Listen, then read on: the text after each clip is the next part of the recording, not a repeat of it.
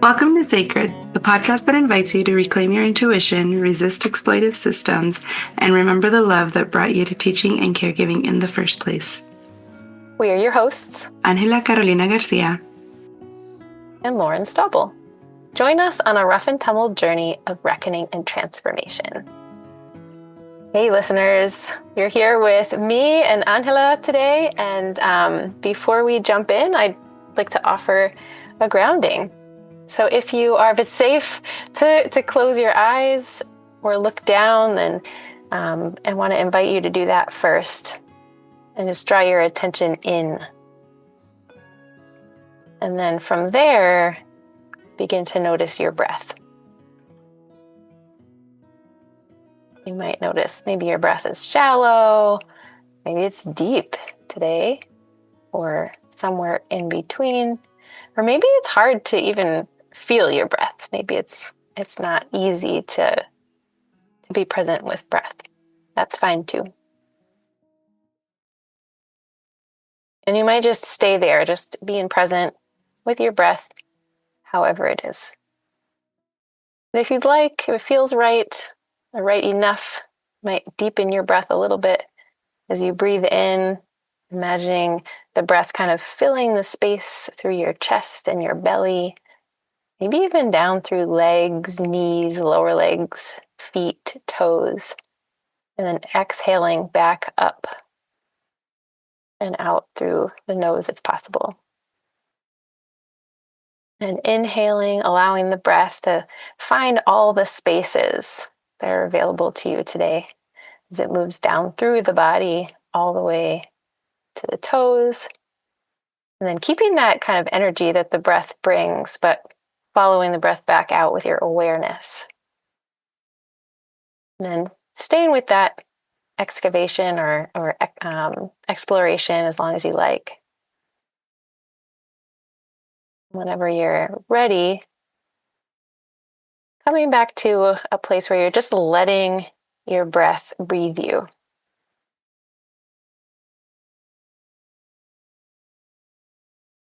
Coming back to simply noticing the quality of the breath, not working with it, not trying to change it, just being with it.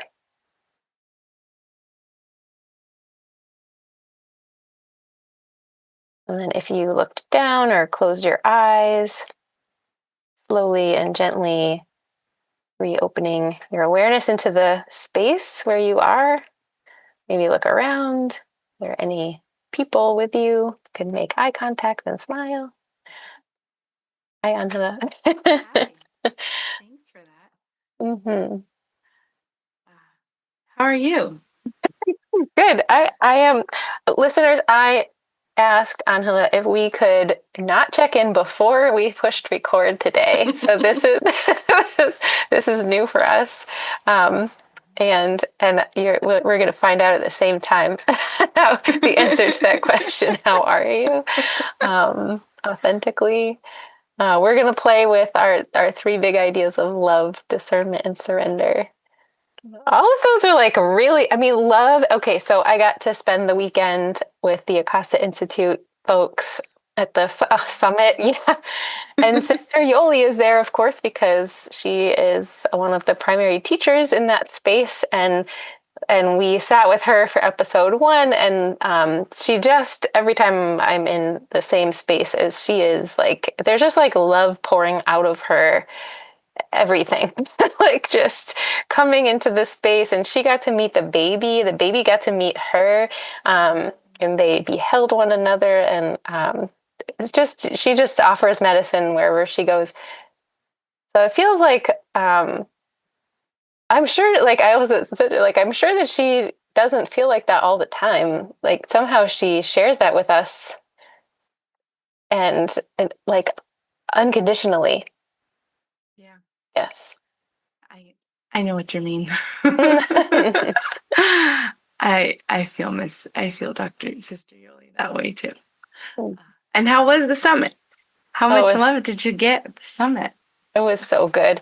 It was interesting to be there with a baby. And so I missed half of everything, but I did not miss Mina Salami, which talking with Dr. Angel, and that was like, I feel crazy a lot of the time until I hear her speak. And then I'm like, oh, I think I'm not crazy. Actually, everything she says just lands. Her voice is just very steady and confident. The baby just slept on me. And so I was just laying on a yoga mat listening. Baby stayed sleeping. So that was magic. And the baby stayed sleeping the whole time she spoke. I mean, her voice is also very like a lullaby, probably, if you're a tiny human. That makes sense. Hmm. But this was like, maybe this is a bit of like discernment and surrender, but a lot of people wanted to help with the baby. And I think I've spoken to you about this before, Angela, but I have trouble receiving help. I'm like, I was kind of taught to be a helper, not to be a helpee, I guess. Mm-hmm. Although, my family culture also is like, do you have the tool I need? Give it to me. Like, I'd like to borrow it. Like, what's yours is mine. Like, we don't need like 7 of the same tool in our family because you just borrow the tool.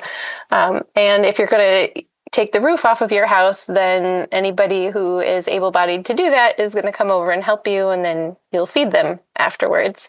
So it is that kind of thing. But in terms of like, I guess early childhood educators, right? Like we're like, we have to do it. There isn't help. Yeah. Or having a program in my home, like it was just me. Yeah. So I don't know, that's in there. And so I resisted help in some ways. And then there's a thing of like, well, this person is a stranger. So like, why, just because we're all here at the Akasa Institute, like, should I just hand this precious little babe off to somebody? I mean, not that they'd leave the room or anything, but yeah, it was a very like I had a lot of inner dialogue going on about what I was able to receive, what I wanted to receive, what I did not want to receive. That reminds me of a bus ride in, I don't know, I must have been in Guatemala. No, it was in Mexico, I think. And it was right after New Year's. And so people were traveling back home with their holiday gifts and they were taking the bus. And these buses were really small. And I remember that they would overfill them if anyone ever backpacked through Latin America on these little cheap or very inexpensive buses. They just overcrowd them. Like I'm sure it's a 12-passenger seat vehicle, and they like put 20 people in there somehow. And I remember it was Christmas or it was New Year's, and this person came in, and all of a sudden there was a baby in my lap, and there was chickens in the front, and my roommate at the time, he was sitting on the other side and he had his iPad out. So then like somehow the kids ended up next to him and on his lap also.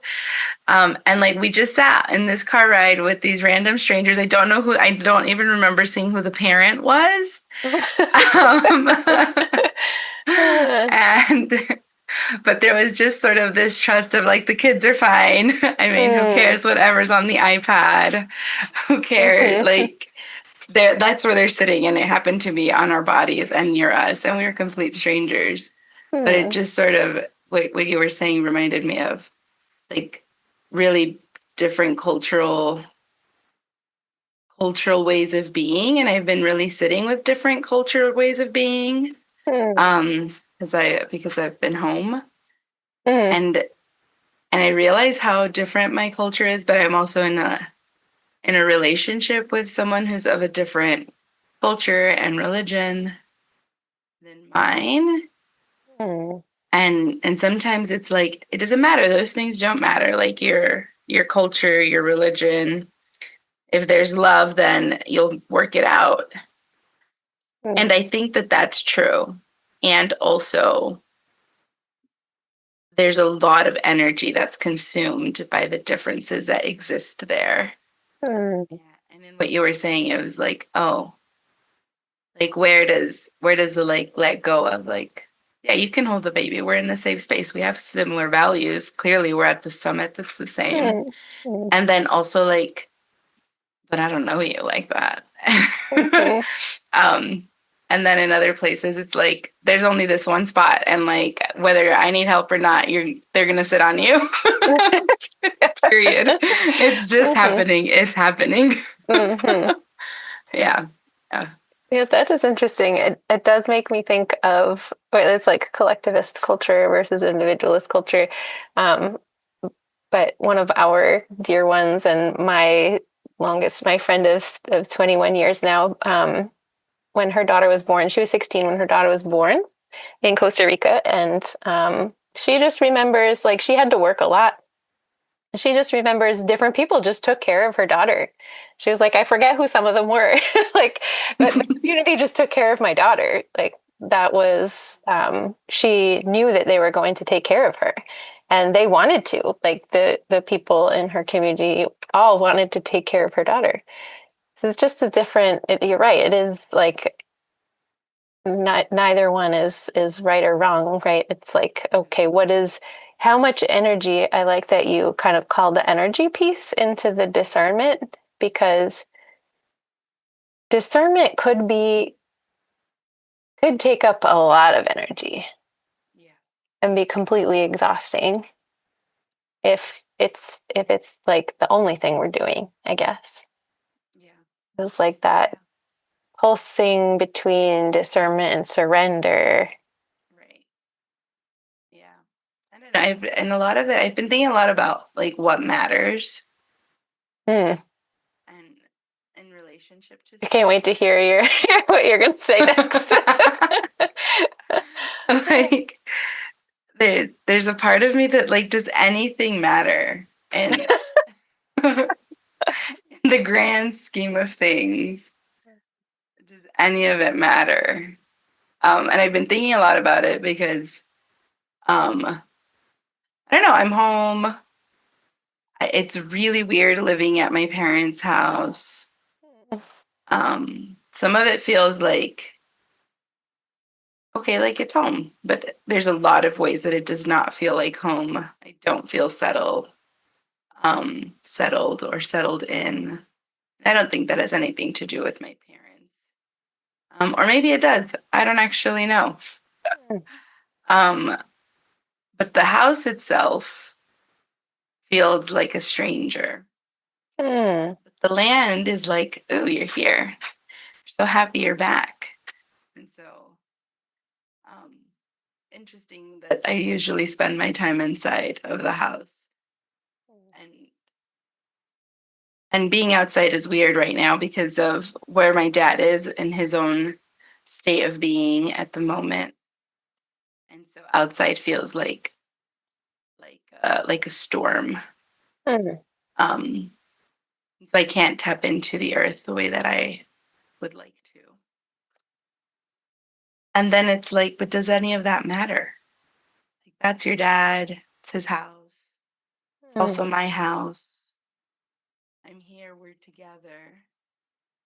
And then I think of like how like all of these really modern things, like or modern words, maybe I don't actually know what they are, but this idea of stability, of clarity, of understanding, the need for understanding. Like, does any of that really matter when you're surrendering or when you believe in something bigger than you? Hmm.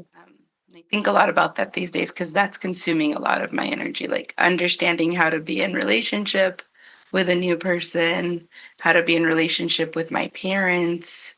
Hmm. And it's like, just be with them. And there's a part of me that's like, okay, sure. And then the other part of me is like, but that's so harmful.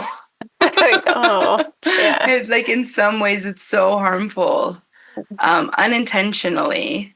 Hmm. It's so harmful because it brings back things or it recreates things or it takes me back to things that, well, that led me to leave. I mean, the other day really dawned on me like, why did I actually leave home? Uh, And I left really young. I was 21 the first time that I went abroad, and from 21 up until 36, I'd never lived here. So Mm. I've never been an adult in this place. Um, but I left at 21. I was just like, and there's a lot of reasons why I left. And when I think about like the actual reasons that I justified myself at the time was a bad relationship, was a new adventure. I wanted to go ride a donkey in Santorini. Who doesn't want to go study in Stockholm at 21? Like, come on. It's great. It's like the capitalist, feminist capitalist of the world. Um, but then when I like sit now and think about it in retrospect, like, oh, I also left because there wasn't anything for me to stay for. And I'm finding that that's arising right now of like my desire has like of wanting to leave is always at the back of my head. And it's like, Angela, like, let it go. That is very familiar to me. Yeah. What did you just said something? There's nothing for me to stay here for. When you said that, um, it reminded me of my kind of my orientation uh, throughout my adult life until about 5 years ago or so. I'm 45 now. Um, because I was always one foot out the door. Either that or like completely obsessed, like like in relationships or um, even in jobs, like one foot and all of you who are early childhood educators know, like it is really hard to stay. We stay for the children. We don't stay for our own well-being, that's for sure.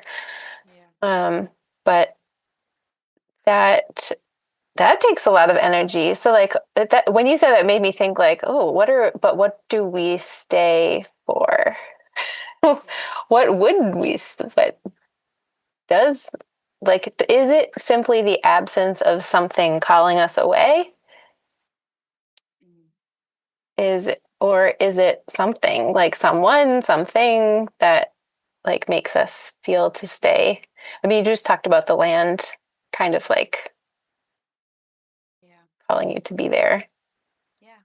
I think the land is keeping me here because there's a part of me, it's like my stuff's in the storage. I can just put it back in a U-Haul and go. Easy peasy. Just put There's wheels on the some, storage. right? Easy. Just U-Haul it out. The plants can stay this time. um, but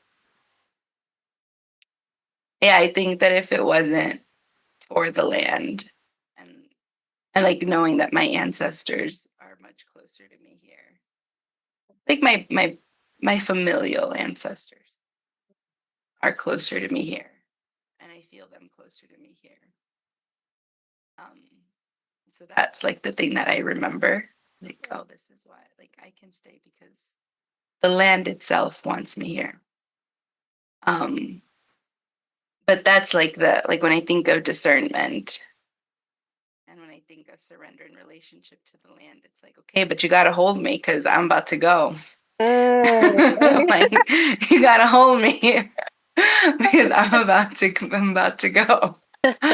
Um, and and like surrendering to that, like surrendering to the decision, and I like to the like I don't know. Once my mom said something like, "You have to lay down your roots," and I don't know if this is because I'm single or because I'm older now or because I'm a woman. I don't know, but it's really hard to lay down your roots as a single person in a society that's like made it this thing to be in relationship with someone, and specifically it wants you to be in relationship in a heteronormative way, um and to reproduce, and like life just didn't work out that way for me at Mm. this moment.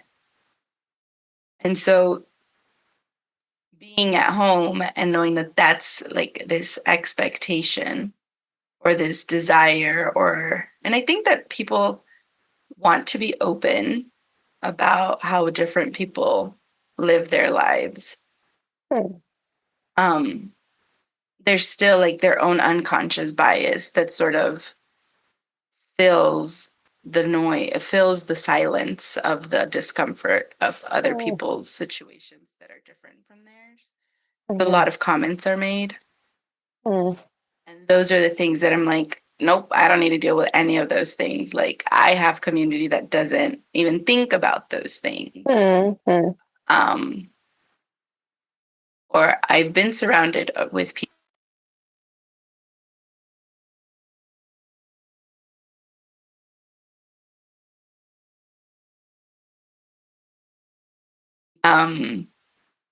But then being home and even being in the relationship I'm in with this other person, it's like, oh, but there's like, feels like this tug of war of like who I am and how, and like, and the intentions of my heart and how God and spirit know that.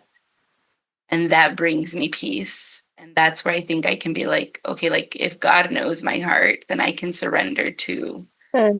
the earth and to Him.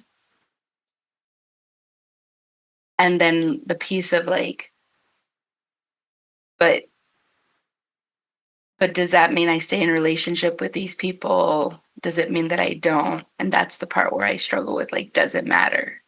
Hmm. If I'm surrendering to this higher power, then does it matter the energy that's being consumed? Like, just let it go.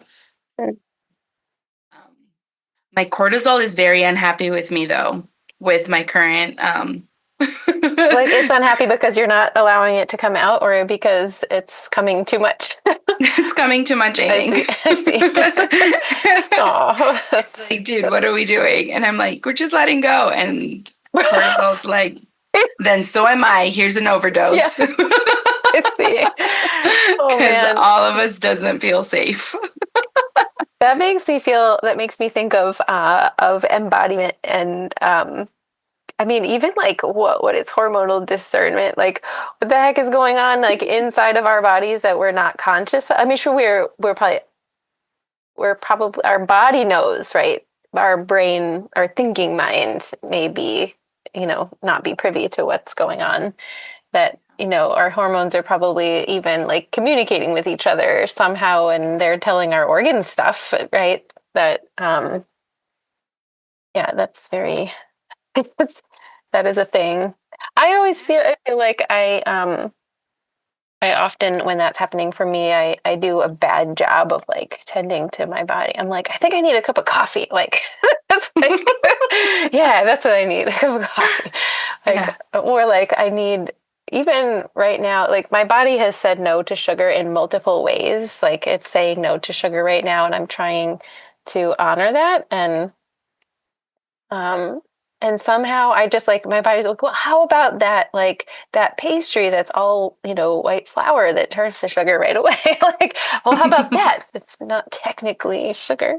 Um, and it's the body is very tricksy, like different parts of the brain and Yeah. the thing I guess that's the discernment, right? It's like, well, okay, what do I actually need and what do I think I need? How are those different? And then that I think that I love what you keep saying about surrender because and not needing to know. Like when I was doing my first yoga teacher training, there is a teacher that our teacher they teach parallel to each other. One feels like the like light and happy and positive outlook one. The other one's just like the dark and for the listeners, I'm like making little motions above each shoulder, like the little like good angel, bad angel kind of thing. That's what they make me think of. But Douglas Brooks is the one, the the dark one, and he would say he did not say it like this, so don't quote me on it. But it was something like nothing really matters. Um, but you behave as if it does. Like you're playing a game. And that got echoed for me in a more profound way when I was in my honey and I were in India a year ago, February. We sat with a teacher who it was a pilgrimage, and our teachers had scheduled sits with different teachers, and one of them, um, our teacher was like, she's thinking about children suffering in various ways, for related to war and other violence. And the teacher said, "We will never understand what is above us. Essentially, what is beyond our understanding. Like it is not our job to understand that." She's like, "Of course you suffer. You're a mother. Like, of course you feel that. You're a mother. Like, that's the role you're playing in this life." And so we're like playing these roles, and that was helpful for me. Of like, oh, well, it allowed me to see discernment a little bit more about like what role am I playing? What role do I want to play right now? Of like, like in your case, like, am I going to play the role of the family member who doesn't make drama, right? That just goes with Yeah. the flow, that like goes off to process over here, right? Where like, um, play the role of the family member who leaves. I've been that one too. Yep. Like, uh, but even just play the role of like provocateur, right? Like that's my honey, his family. But, yeah. Yeah. And then surrender, right? We're like, okay, I'm playing. So I realize there is a game. Yeah. Like I realize there's a game. I make my discernment there, and then I let go. Like okay, I'm playing. Let's see what happens. Like, and Yeah. play isn't always like, I feel like, because play has been a big topic lately, right? Right. And I'm glad that people are beginning to understand how central play is to learning. But I think something that's kind of lost on that is, and Loris Malaguzzi said nothing without joy. And so I think those things get conflated sometimes. But sometimes play is really not joyful at all, Right. right? Sometimes it's really hard. Sometimes it's like, I mean, it is messy often. Like most of the time, it's messy. Yeah. I've been thinking about, like, right now you mentioned play, but I've been thinking a lot about practice.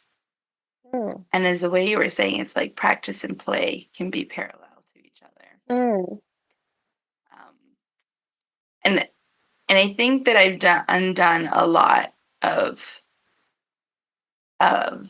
when people say, like, you have to unlearn things, or you have to relearn things, or you have to teach yourself new things. But, like, there's a lot of undoing that has happened in my life since I moved to Massachusetts, since I moved back. But that idea of practicing has really been something that and I think that in part of it is being in relationship with you, of like, oh, we're going to try it. Okay, let's see how it goes. Yeah. And there isn't this, I think between you and I, there's this, like, I don't know, like, un, unstated agreement of, like, we're just practicing. And if one thing, like, just be authentic and honest with yourself. Like, if it doesn't feel good, don't do it. And the other one respects it. Mm-hmm. Um, and so I move in the world with that in mind, of like, it's just practice. Like, we'll see what happens. Like, um don't overextend yourself. Be authentic to who you are. And see what happens. And I'm finding that now that I'm here in this new context, in this new place, that moving that way is really hard. There's a lot of, like, preconceived, like, the way that the rest of the world interacts with my way of being. um Really, there's, like, this, like, tension there, or this, like, I don't know what it is, actually, to be honest, what that is. But I have no desire to control it. Mm-hmm. Like, sure, you can think that about me. I think someone the other day asked me, "Did you stop drinking because you're dating a Muslim now?" Um, and that's, like, one example of lots of comments that have happened about the way that I move in the world, or the decisions I make for myself. And I understand it's family trying to understand me, be in relationship with me, love me, protect me. Um, and then there's also like the like, who am I now? That's Mm, like a question I that's been coming. Like, what is this now? Like, what have I done to my life, and who am I now? mm, Um, and I don't actually know. I have absolutely no idea. mm, mm, Which makes me think of like the quote that we have about love, of like to love ourselves in childhood and mhm, like our self-worth. Um, and so I think I've been thinking about like, okay, like what is it to love myself in this context or not lose myself in this context? Yeah, I was thinking of that too. I have it. The thing I'm looking for, right, and I have a question for you. So, Bell Hooks says it's always present, that the flame of love inside of us, waiting for the spark to ignite, waiting for the heart to awaken and call us back to the first memory of being a life force inside a dark place, waiting to be born, waiting to see the light. And I wanted to ask you, like, does that feel true right now? Like, what is your relationship with that concept right now? Of like, is this thing like waiting to be ignited inside you right now? Is the thing you're describing, is it ignited? Like, I have no idea. It's like pretty dim. okay, okay, um, okay. and something my therapist says is like, you're there, like it's time for you to uh, like to do the thing you're supposed to do. And I Mm, don't know what that thing is. And I mean, I kind of do, right? Like it's the work that I do at my full-time job. It's this work. It's my heart work, the mm, taking care of the babies and the mothers. And and I have the skill sets to do those things and I have the resources to do those things. And there's something also about being home that has exhausted me in a way that I don't even understand. Like, how is mm, it that home is this exhausting? mm, Or how is it that this new relationship is this exhausting? And mm. does that mean that they're not good things? Or does that mean I just have to let go and surrender to like, this is just life now? Um, so I don't Oof. know.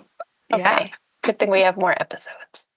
Good thing we And we could definitely see each other before that. So have. I'm thinking also about like, and that now that I heard your answer to that, I'm thinking about our own words, our own, um, that when we surrender, then, reclaiming is alchemized from an intention or intellectual pursuit into presence is healing. And so it's to me like I'm like it sounds like you're searching for the intention or the intellectual pursuit. Like Yeah. um, I feel clear. Like I have prayed for children and healing, and I surrendered, and I said, okay, I don't get to decide how or what or um, but so however, whatever form or shape that takes, then that's what I'm here for. That's what I'm showing up for. Um, and it is happening. Yeah. That intention is happening in my life um, right now. And the most recent, this changes every day, but the most recent update is that my family is a pre-adoptive family for the baby that we're caring for as of like yesterday. So, yeah, yes, such magic. And the most beautiful thing about it is that, and we don't know what this means or how long it would take for this to manifest, but that we have the blessing of bio parents if they're not able to do it. Yeah. Ugh. That is like, I never believed that fostering would be like this. It has been an extremely humbling and beautiful experience. But I know that many people have healed or initiated their healing process because this baby has come to us Yeah. and happened to, we think, been conceived while we were in India. So, Ah, and while I was praying for that, in a big way. Um, so for me, it feels like, okay, that this has never happened in my life before. I don't think in this way, where I feel it so profoundly, like that, um, the relationship between an intention that I made and presence is healing. yeah. Um, I did have to surrender because I was very attached to becoming a parent a certain way. Right. I certainly wanted to grow a baby in my belly, and my body said no to that. The universe said no to that multiple times. Yeah. Yeah. So, well, that's a much longer story, and we don't have enough time for that one. Actually, I'll hold that one for another Beautiful. time. Thanks for sharing that. Hmm. Yeah. Yeah. Oh, that was good.